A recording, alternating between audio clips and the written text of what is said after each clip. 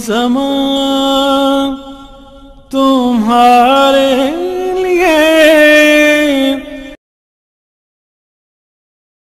اعوذ باللہ من الشیطان الرجیم. بسم اللہ الرحمن الرحیم.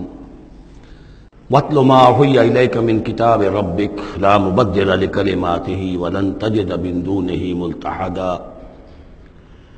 وَاصْبِرْ نَفْسَكَ مَعَ الَّذِينَ يَدْعُونَ رَبَّهُمْ بِالْغَدَاةِ وَالْعَشِيِّ يُرِيدُونَ وَجْهَهُ وَلَا تَعْدُ عَيْنَاكَ عَنْهُمْ تُرِيدُ زِينَةَ الْحَيَاةِ الدُّنْيَا وَلَا تُطِعْ مَنْ أَغْفَلْنَا قَلْبَهُ عَنْ ذِكْرِنَا وَاتَّبَعَ هَوَاهُ وَكَانَ أَمْرُهُ فُرُطًا. وَقُلِ الْحَقُّ مِنْ رَبِّكُمْ فَمَنْ شَاءَ فَلْيُؤْمِنْ وَمَنْ شَاءَ فَلْيَكْفُرْ إِنَّا أَعْتَدْنَا لِلظَّالِمِينَ نَارًا أَحَاطَ بِهِمْ سُرَادِقُهَا. صدق اللہ العظیم. اور پڑھا کرو اس میں سے کہ جو وحی کیا گیا ہے آپ کی جانب آپ کے رب کی کتاب میں سے، اس کی باتوں کا بدلنے والا کوئی نہیں، اور نہیں پاؤ گے تم اپنے لیے اس کے سوا کوئی اور جائے پناہ. تھامے رکھو، روکے رکھو اپنے آپ کو ان لوگوں کے ساتھ جو پکارتے ہیں اپنے رب کو صبح و شام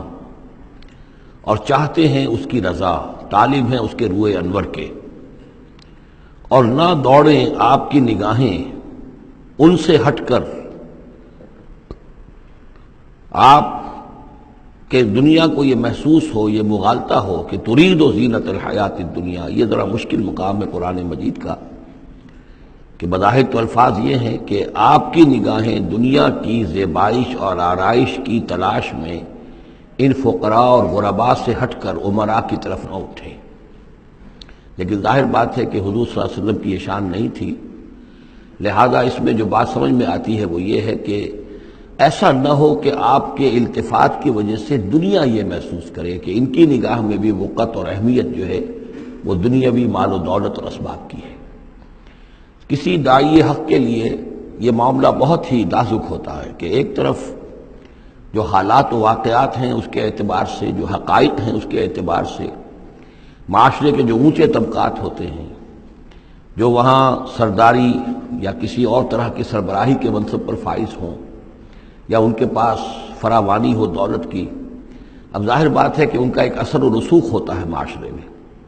ان میں سے کوئی ایک شخص ایمان لے آئے تو وہ بہت سے لوگوں کے برابر ہو جائے گا. جیسے حضرت عمر رضی اللہ اور ابو جہل کو حضور نے دونوں کو پیش کیا اللہ کے سامنے کہ اللہ ان میں سے ایک کو ضرور میری جھولی میں ڈال دے. ظاہر بات ہے کہ اس سے اسلام کو تقویت حاصل ہوگی، اور اس سے یہ ہے کہ جن مسلمانوں پر کا قافیہ تنگ ہوا ہے، جن کو ستایا جا رہا ہے، اگر کوئی بڑا آدمی ایمان لے آئے گا تو ان کو بھی سہارا ملے گا. جیسے کہ حضرت عمر اور حضرت حمزہ کے ایمان لانے کے بعد جو غربات تھے، فقراء تھے اور جو غلام تھے انہیں ستایا جا رہا تھا، انہیں کچھ ریلیف ملا ہے.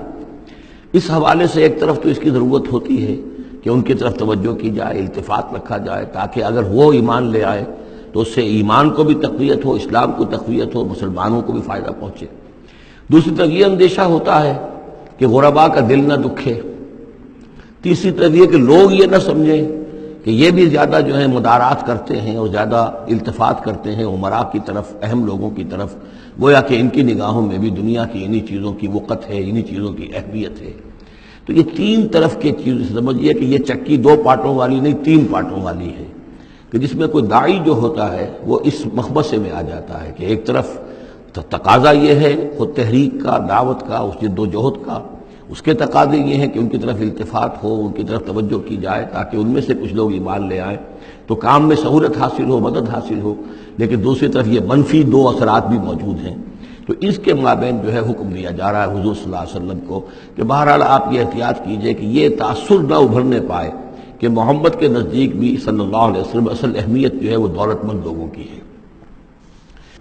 وَلَا تُطِعْ مَنْ أَغْفَلْنَا قَلْبَهُ عَنْ ذِكْرِنَا، اور مت کہنا مانیے ان لوگوں کا. یہ جیسا کہ میں نے بارہا عرض کیا ہے کہ دباؤ پڑ رہا تھا سرداران قریش کی طرف سے کہ کچھ ہماری بات مان لیجئے، کچھ ہم آپ کی مان لیں گے. تو یہاں گویا کہ اس پہ پھر متنبع کیا جا رہا ہے کہ جن لوگوں کو دلوں کو ہم نے اپنی یاد سے غافل کر دیا ہے، محروم کر دیا ہے، آپ ان کی باتیں سنیں بھی مت، ان کی طرف دھیان بھی مت دیجیے. وَلَا تُطِعْ مَنْ أَغْفَلْنَا قَلْبَهُ عَنْ ذِكْرِنَا وَاتَّبَعَ هَوَاهُ وَكَانَ أَمْرُهُ فُرُطًا وَقُلِ الْحَقُّ مِنْ رَبِّكُمْ. یہ جو مضمون ابھی ہم نے دوبارہ پڑھا ہے، اس کو آپ دیکھیں گے کہ یہ 21ویں پارے کی آغاز میں پھر دوبارہ آئے گا کہ جب بھی شدید کشاکش کا دور آیا ہے تو اس میں یہی ہدایات اللہ تعالیٰ کی طرف سے آئی ہیں حضور کو اور حضور کی وساطت سے تمام اہل ایمان کو، کہ قرآن مجید کے ساتھ تمسک جو ہے اور مضبوط کرو، قرآن مجید کے ساتھ اپنے تعلق کو اور گہرا کرو، اور اس کو پڑھنا اور اس کا جو ہے اس کے ساتھ جو ہے اپنے اوقات کا بسر کرنا، اس میں اور اضافہ کرو، اسی سے تم ان شدائد اور مصائب کا مقابلہ کر سکو گے۔ وَقُلِ الْحَقُّ مِن رَبِّكُمْ، اور کہہ دیجئے یہ حق ہے میرے رب کی طرف، تمہارے رب کی طرف سے جو میں پیش کر رہا ہوں۔ فَمَن شَاءَ فَلْيُؤْمِنْ وَمَن شَاءَ فَلْيَكْفُرْ، تو اب جو چاہے ایمان لائے، جو چاہے کفر کرے۔ یہ بالکل وہی بات ہے جو سورۃ الدہر میں کہی گئی ہے کہ اما شاکرا و اما کفورا، ہم نے پورا اختیار دے دیا، انا ہدیناہ السبیل اما شاکرا و اما کفورا، یہ اختیار ہم نے انسان کو دیا ہے، چاہے شکر گزار بندہ بنے، چاہے کفران نعمت کی روش اختیار کرے۔ تو یہاں انداز یہ ہے کہ آپ ان کفار سے کہہ دیں کہ میں دعوت پیش کر رہا ہوں، اب تمہیں ایمان لانا ہے لاؤ، کفر کرنا ہے کفر کرو، لیکن بین کی کوئی بات نہیں ہو سکتی ہے، کوئی گیو اینڈ ٹیک، کوئی جو ہے کمپرومائز، یہ ممکن نہیں ہے۔ قُلِ الْحَقُّ مِن رَبِّكُمْ، ٹیک اٹ اور لیو اٹ، یہ حق ہے تمہارے رب کی طرف سے، چاہے اسے چھوڑ دو تو پورے کو چھوڑنا ہوگا، قبول کرنا ہے تو پورے کو کرنا ہوگا۔ فَمَن شَاءَ فَلْيُؤْمِنْ وَمَن شَاءَ فَلْيَكْفُرْ إِنَّا أَعْتَدْنَا لِلظَّالِمِينَ نَارًا، ہم نے ظالموں کے لیے، کافروں کے لیے، مشرکوں کے لیے آگ تیار کر رکھی ہے، احاطہ بہم سرادقہا،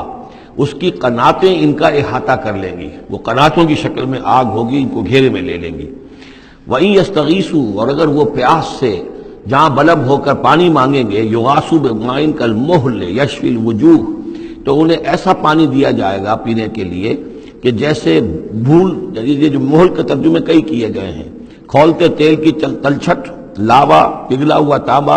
اور پیپ وغیرہ، مان سدید، ان میں، اور وہ اتنا گرم ہوگا یشفی الوجوہ کہ ان کے چہروں کو بھون دے گا۔ بئس الشراب، بہت ہی بری شے ہوگی پینے کی، وساعت مرتفقہ، اور یہ ان کے لیے ان کی آرام گاہ جو بنے گی جہنم، بہت ہی بری آرام گاہ ہوگی۔ اس کے برعکس وہی سائملٹینیس کنٹراسٹ کا اسلوب، ان الذین آمنوا وعملوا الصالحات، جو لوگ ایمان لائیں اور نیک عمل کریں، انا لا نضیع اجر من احسن عملا، ہمارا یہ اصول نہیں ہے کہ جو لوگ اچھے عمل کریں ان کے اجر کو ہم ضائع کر دیں، ان کا اجر بھرپور انہیں ملے گا۔ اولئک لہم جنات عدن تجری من تحتہم الانہار، یہ وہ لوگ ہیں کہ جن کے لیے ہیں وہ رہنے والے باغات، ریزیڈینشل گارڈنز، جن کے دامن میں ندیاں بہتی ہوں گی، یحلون فیہا من اساور من ذہب، انہیں پہنائے جائیں گے وہاں کنگن سونے کے، ویلبسون ثیابا خضرا من سندس، اور ان کو وہ پہنیں گے وہاں پر کپڑے سبز رنگ کے، باریک ریشم کے اور گاڑھے ریشم کے، یعنی اوپر کا لباس جو ہوگا وہ باریک ریشم کا ہوگا اور جو نیچے کا لباس ہوگا وہ گاڑھے ریشم کا ہوگا۔ متکئین فیہا علی الارائک، اور وہ وہاں پر تکیہ لگائے ہوئے، ٹیک لگائے ہوئے بیٹھے ہوں گے تختوں کے اوپر۔ نعم الثواب، کیا ہی اچھا بدلہ ہوگا، وحسنت مرتفقہ، اور کیا ہی خوب ان کے لیے آرام گاہ ہوگی۔